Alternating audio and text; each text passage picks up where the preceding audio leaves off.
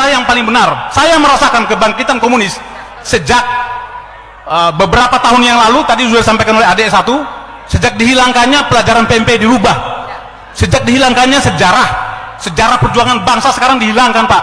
Artinya generasi kita muda sekarang ini sudah tidak tahu sejarah, Pak. Mereka sudah tahu PKI itu bahasa bodoh, nggak berbahaya. Bagi saya sangat membahayakan.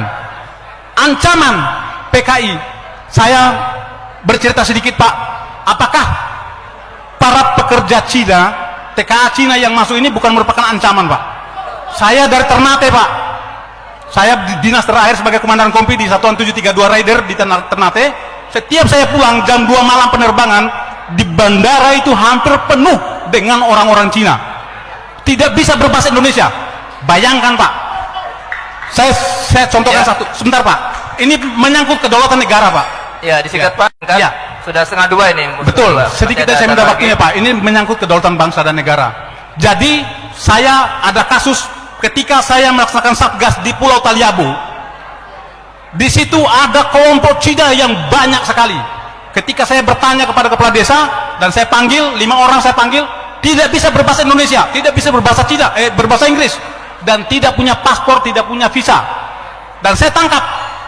Malam hari saya didatangin satu letkol polisi, AKBP polisi, satu mayor tentara untuk menebus atau menjemput mereka. Saya tolak dengan ada imbalan satu kantong plastik uang. Saya tolak. Baik, Pak. Baik, Pak. Disingkat, Pak. Ya. Sudah artinya lebih. bahwa negara kita sekarang dalam ancaman, Pak.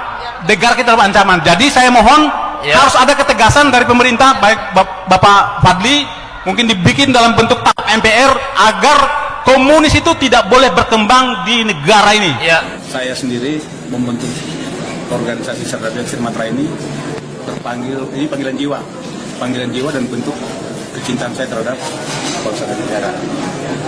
Dimana kita melihat sekarang semangat juang patriotisme yang dimiliki oleh warga negara Indonesia saat ini sudah sangat pudar.